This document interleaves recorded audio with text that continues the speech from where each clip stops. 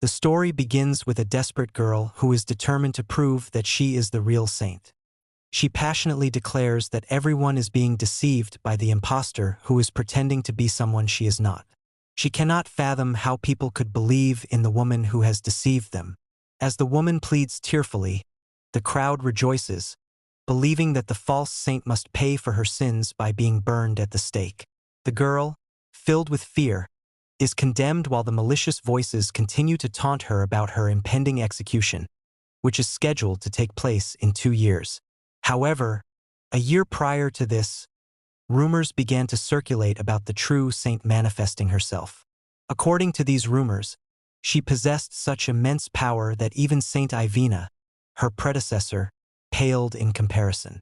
Despite this, the priests insisted that there could not be another saint and dismissed the rumors as mere falsehoods. Although they were aware that not all the rumors were baseless, they chose to ignore them. Meanwhile, the rumors about a woman named Iris started to spread. She became known for her ability to make demons flee with just a glance and her remarkable talent for healing numerous injuries simultaneously. However, there can only be one saint in the world, leaving people wondering which of them is the true saint. In the temple, Saint Evelina, frustrated with the chaos caused by these rumors, orders for the woman to be brought before her. Despite attempts to convince her that the rumors will eventually fade away, Saint Evelina insists on seeing her immediately. As a result, Anne promises to send Ladeban, the captain of the Templars, to fetch her. Later, a young boy burst into the room, urgently warning the saintess about the approaching Templars and insisting that she needed to escape.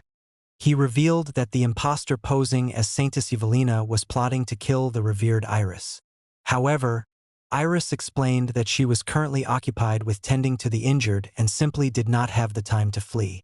Just then, the captain of the Templars arrived, but instead of panicking, Iris calmly requested that he wait a little longer as she had not yet finished her treatments. With her hands imbued with true divine power, Iris proceeded to heal the boy.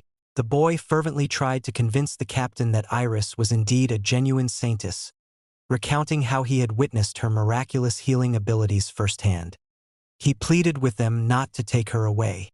Nevertheless, Iris, resolute in her decision, walked alongside the knights, assuring them that they would meet again in the temple.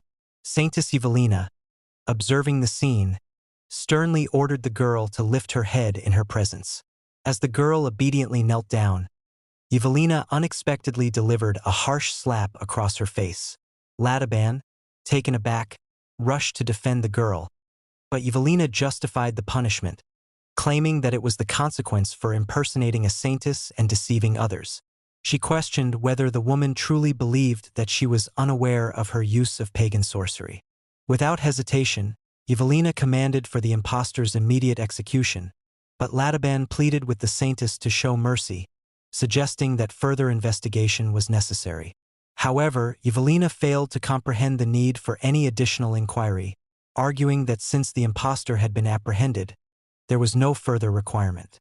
Ladeban countered, explaining that if this was indeed witchcraft, it was possible that more individuals with similar abilities could emerge, warranting further study.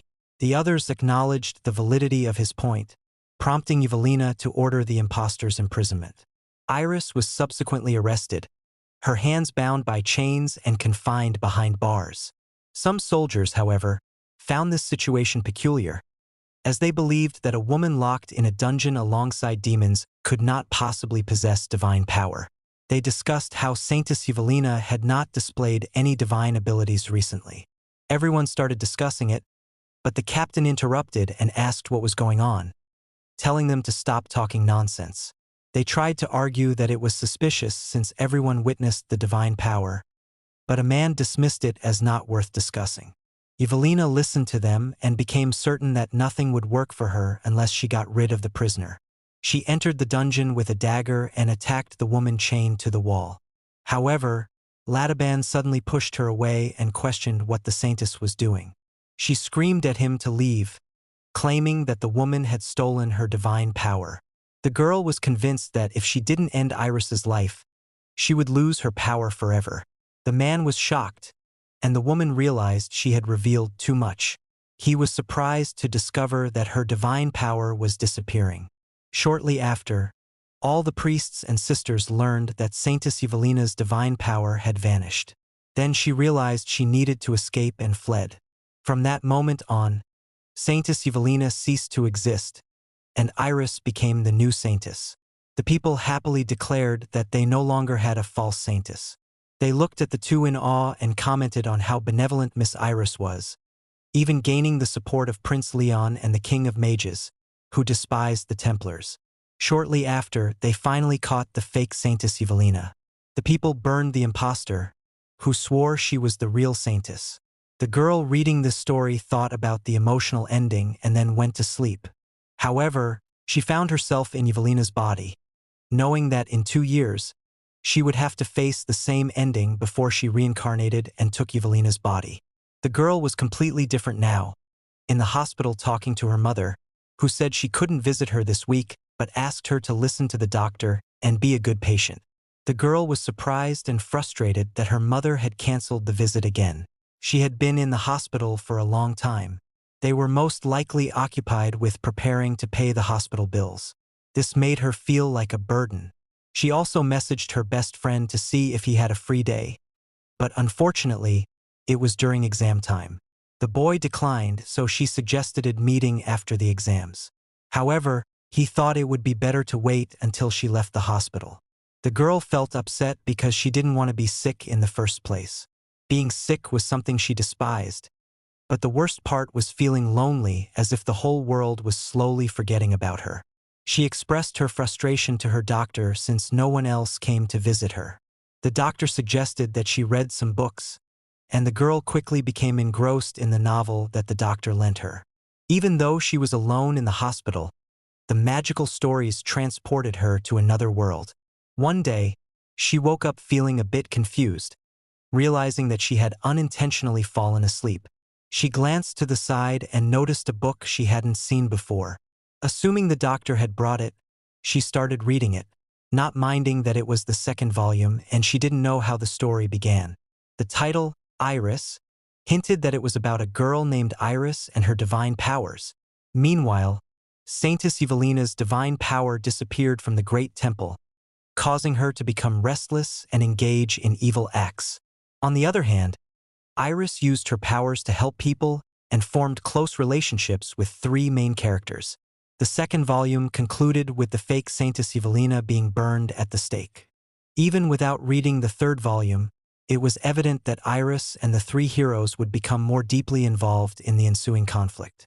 The girl felt an overwhelming exhaustion after finishing the book, so she eagerly sought solace in sleep. However, as she lay down, a peculiar scent filled the air, and a group of doctors quickly gathered around her. Suddenly, priests expressed their gratitude to God, remarking that the saintess finally regained consciousness. Perplexed, the girl couldn't comprehend how this miracle had occurred. Yet, as she concentrated, memories of the old Evelina flooded her mind, revealing that she had become the very same girl she had read about in the novel. Approaching the mirror, Evelina was captivated by her own beauty. Her arms and legs were graceful, her eyes sparkled brightly, and her lips were soft and inviting. Her golden hair cascaded gently, completing her enchanting appearance. She possessed an irresistible charm, and now, she had a healthy and beautiful body that she had only dreamed of before. She recalled vivid memories. The marks on her chest reminded her of the countless men Evelina had been involved with in her promiscuous past. She had never been tied down to one partner, freely indulging in whatever she desired with any man, regardless of their number. In exchange for a night of pleasure, she would grant them their every wish, be it jewelry, gold coins, or a position of power. However, with the arrival of the real Saintess Iris, Evelina's companions vanished, leaving her with a fiery temper that ultimately led to her demise on the stake. The protagonist had suffered from a prolonged illness, leaving her isolated and consumed by depression. In contrast, Evelina emerged as a healthy and beautiful saintess. She realized that being burned at the stake was not the fate she desired. She couldn't simply sit idly by, waiting for such a dreadful future.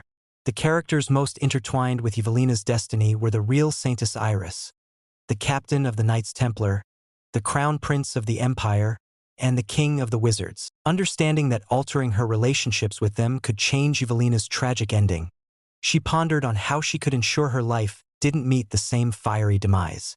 She believed she could escape the temple and evade Iris before she arrived. However, since Evelina had entered the temple at a tender age, she had no recollection of the outside world. This made the outside even more perilous. Moreover, if the only saintess in existence were to vanish suddenly, it would undoubtedly result in chaos. Naturally, the Templars would be dispatched to search for her. There is nothing worse than attempting to flee only to be apprehended and brought back. Therefore, the only way to alter the future is to enhance her relationships with everyone, particularly the main character. She needed to remember the precise moment when Iris would make her appearance. She pondered about the captain of the knights, but it appeared that her relationship with him had already been ruined a few days prior to inhabiting Evelina's body. He had gone into battle during a large-scale expedition to subdue demons on the outskirts of the continent, known as In the Name of God. The knights emerged victorious, glorifying their god's name throughout the entire continent. Subsequently, the captain was informed that they had triumphed in their final battle, and all that remained was to return to the temple. Everyone was performing admirably, but they needed to remain vigilant until the end.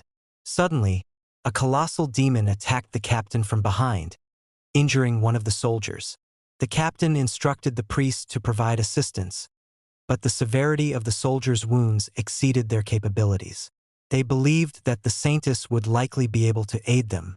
The captain requested the soldiers to hold on for a moment as he carried the injured man to the palace. There, he urgently requested the saintess's presence. The injured man was placed on a bed while the captain and the priests anxiously awaited the arrival of the saintess, who possessed divine powers. The man weakly whispered that he could no longer bear the excruciating pain, and Ladeban couldn't comprehend why Evelina had not appeared. Suddenly, they were informed that something had transpired between him and the saintess before they embarked on the expedition, causing her absence. At the time, the saintess openly declared that he would not be joining the subjugation, because in the absence of the captain, other lesser knights would have to serve her, a notion she could not tolerate. He clarified that the purpose of the expedition was to combat powerful demons. Hence, his presence was necessary. The saintess raised her voice, denouncing this as insolence, stating that the man's duty was to serve the saintess. He refused. She grew angry, but with a smile, suggested that he join the expedition. He expressed gratitude, but the woman dropped the act and vowed that one day he would regret it for the rest of his life. Suddenly, the captain comprehended everything, realizing that the saintess's words that day could impact the current expedition. A saintess is someone bestowed with the ability to serve God and utilize it for the betterment of the world. Yet she now declined to heal a dying knight who had been attacked by a demon, all because he had rejected her. In frustration, he inquired about her intentions. The priest instructed him to kneel and crawl to her bedside. Everyone was taken aback, but he simply requested the doors to be opened. The saintess sat on her bed, surrounded by men, as the captain proceeded to crawl towards her. On his knees, she remarked that this was to be expected of a Templar captain, observing how he had stooped to such a level for the sake of a mere subordinate. He pleaded for Evelina to save the vice-captain, prompting her to acknowledge his sincerity as he crawled towards her like a dog. Subsequently, the vice-captain's life was spared, but he could no longer wield a sword. Consequently, he departed from the Templars and returned to his hometown. Recalling the novel, Ladeban serves as a prime example of a Templar who seeks nothing but honor. Hence he found it hard to believe that the original Evelina would treat him in such a manner. She was then informed that the priest Karis sought an audience with her. She recognized Karis as the senior priest, but her recollection of him was vague, pondering on living like Evelina. She couldn't keep avoiding people, so the girl announced that he could enter, based on what she remembered Evelina's relationship with Karis. She pondered on what Evelina would do, and as the man entered and introduced himself to the saintess, she looked at him with utmost arrogance and inquired about the reason for his presence. She made it clear that she desired solitude, speaking indifferently as if assuming he understood her. The priest, aware of her discomfort after waking up from a coma, wanted a definitive answer from the saintess regarding the prayer meeting day when common people could see her. However, Evelina was not even present at that event in the novel. Saintess replied that she didn't recall his previous question well, so he reminded her, asking her to let him lead the upcoming event, on behalf of the high priest Dylan. She remembered that the high priest, due to his old age, couldn't leave his bed. It seemed like the priests were competing for his position, but she felt that this man should never be allowed to take his place. The girl, still unsure, said he could go, but suddenly the man shouted about what the saintess had promised him, questioning if she was intentionally not fulfilling it because she was unsatisfied with the men he had hired.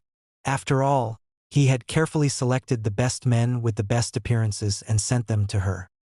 He knew she had enjoyed their company, and he explained that if two weren't enough, he could send as many as she desired.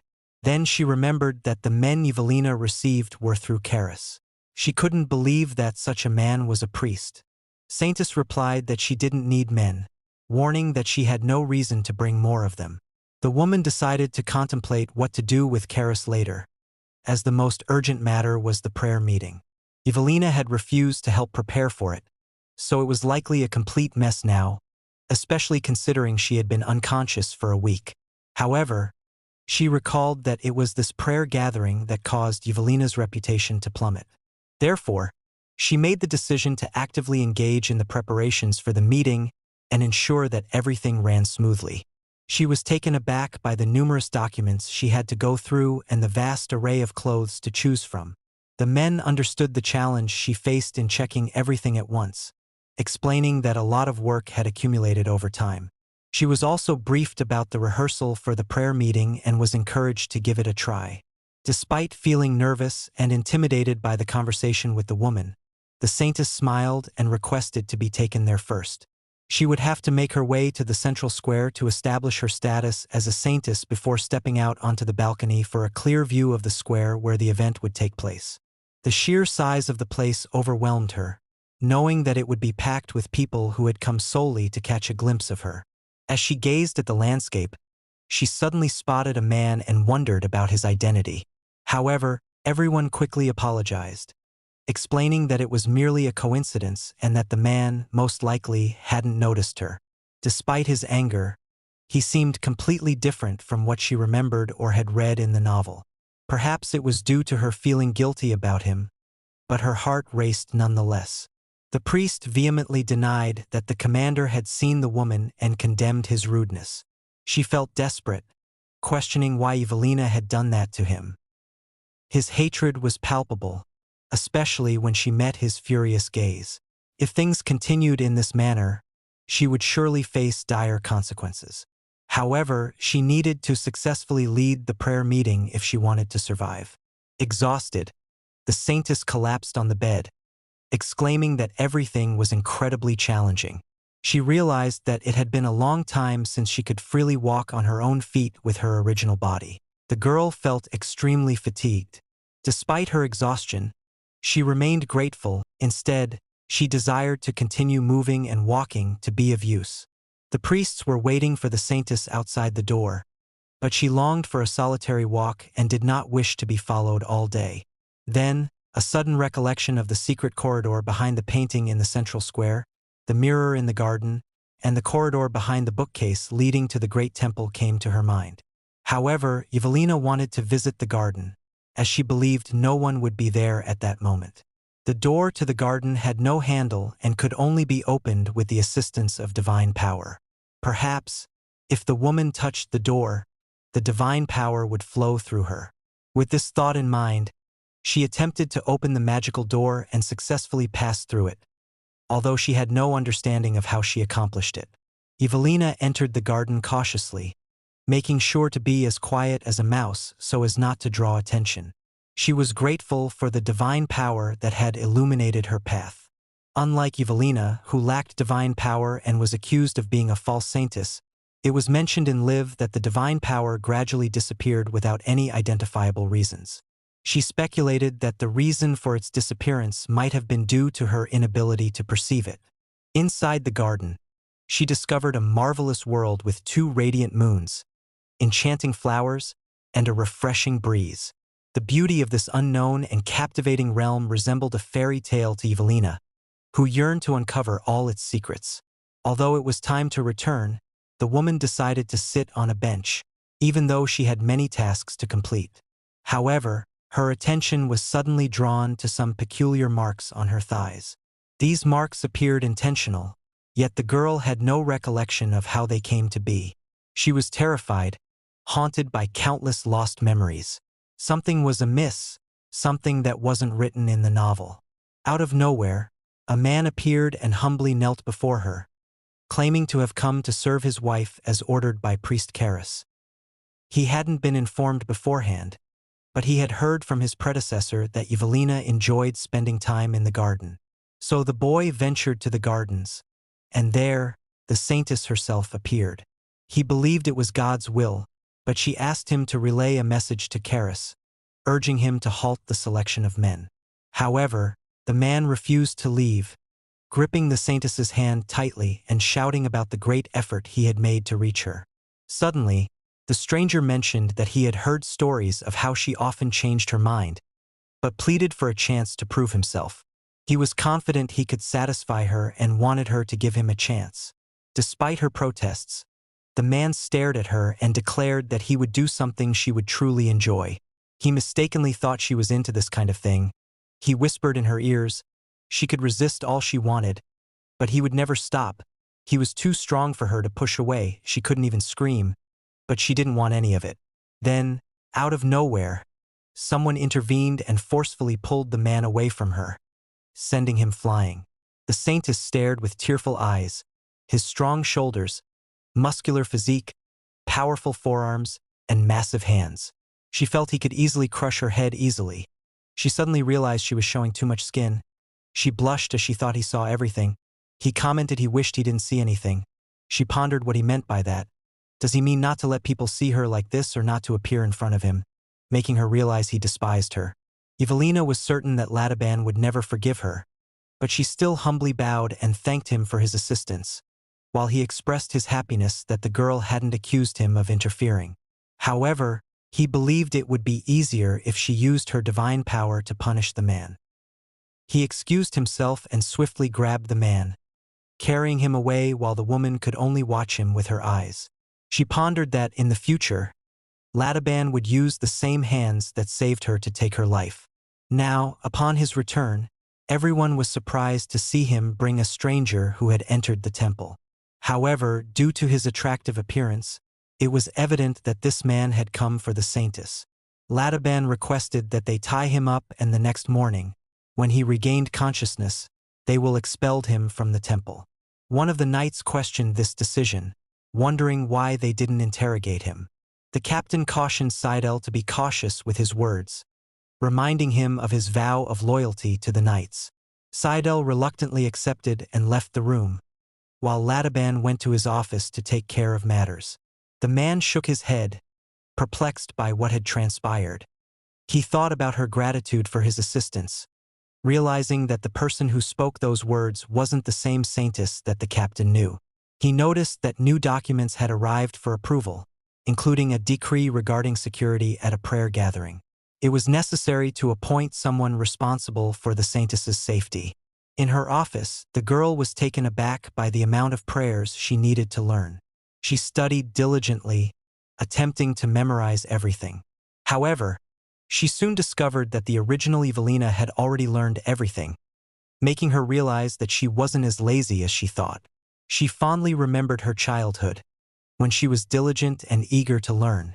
Suddenly, she was informed that Priest Karis was causing a commotion, insisting on meeting her.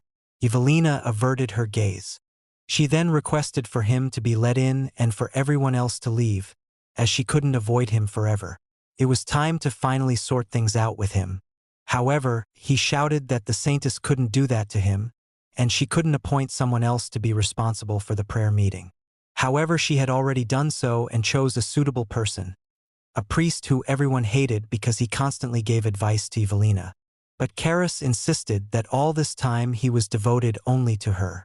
Evelina knew very well that he was still striving for her, but she asked him to take any of the prayer and table and read the first line. The priest took it, and it was written that God looks at this world from the sky and soon all people will be filled with suffering. She then grabbed the piece of paper, ordering him to tell her what happened next. The man stood nervously since he couldn't say what was written without looking at the paper. The girl explained that she couldn't appoint a priest who didn't know the prayers to lead a prayer meeting. She acknowledged his efforts so he wouldn't be left out of the meeting. Instead, she offered him a reward that wouldn't disappoint him.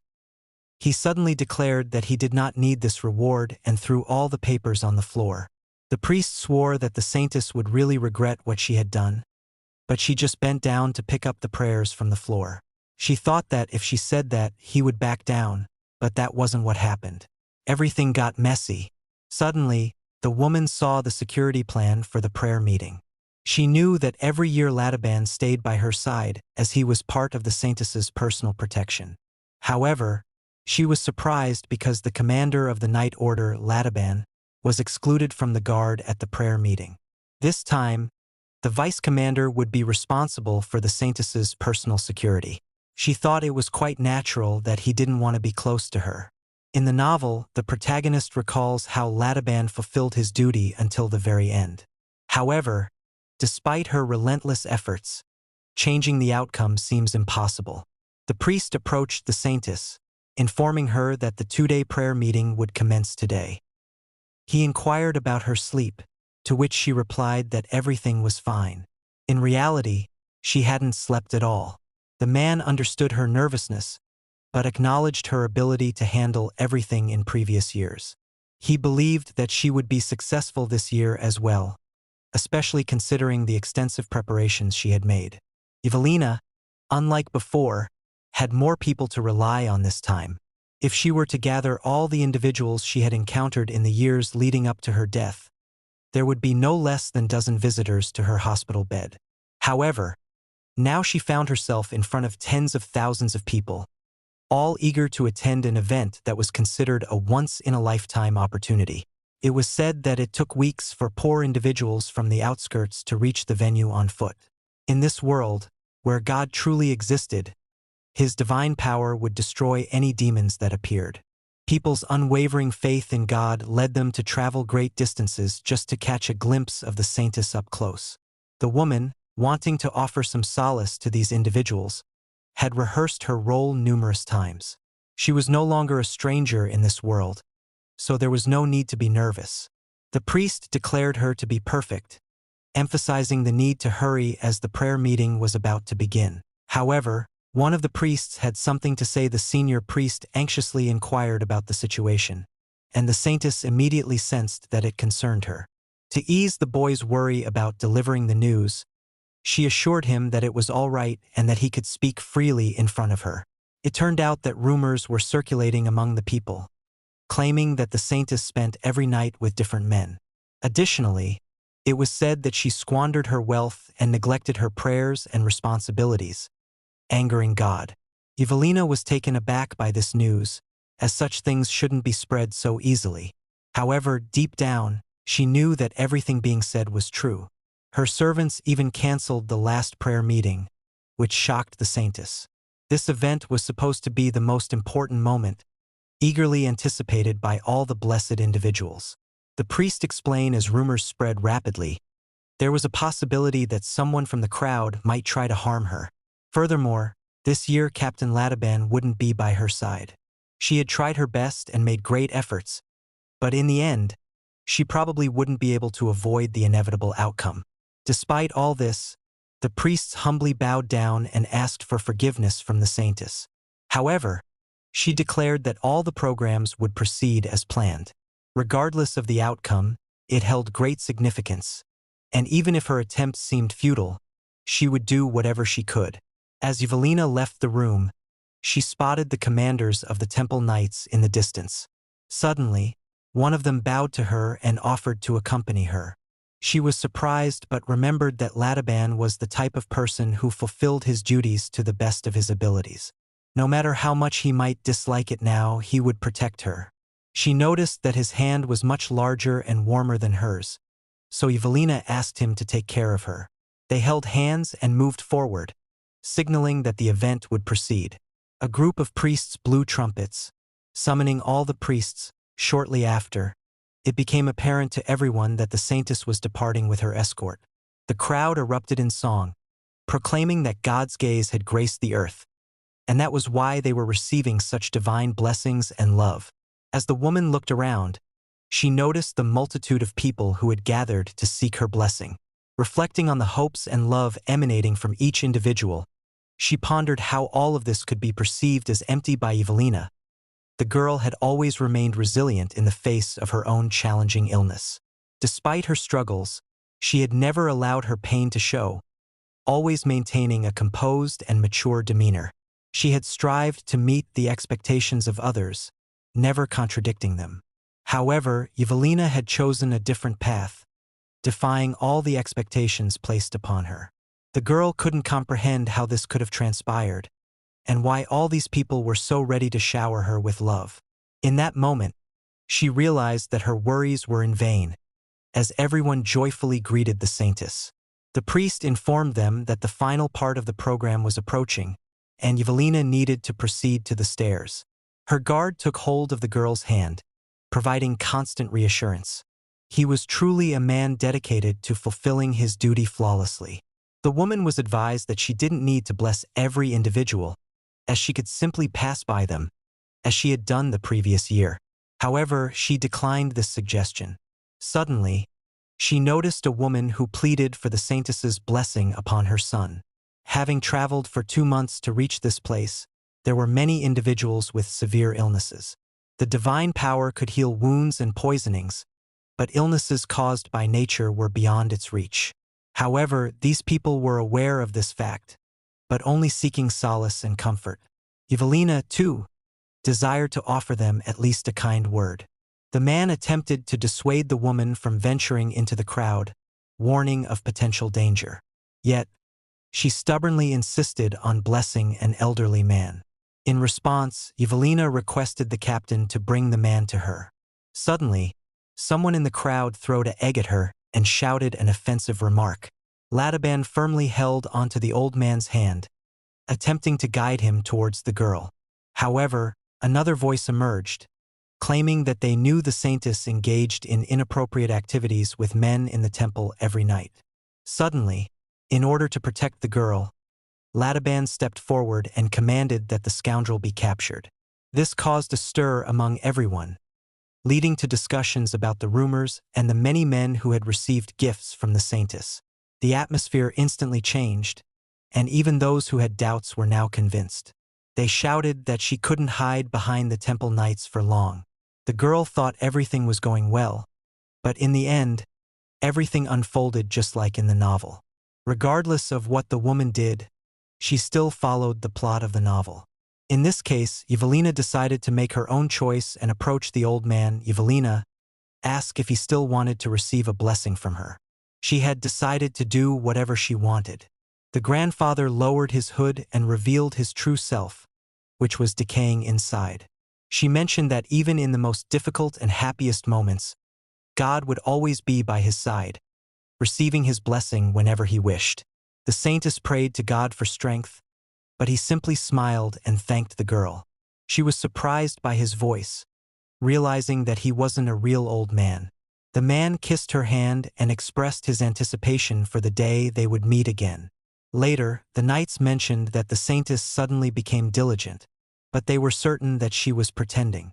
Soon, these dirty rumors would spread throughout the continent, and the great temple's history would be stained with such shame as the saintess being openly called a girl of easy access.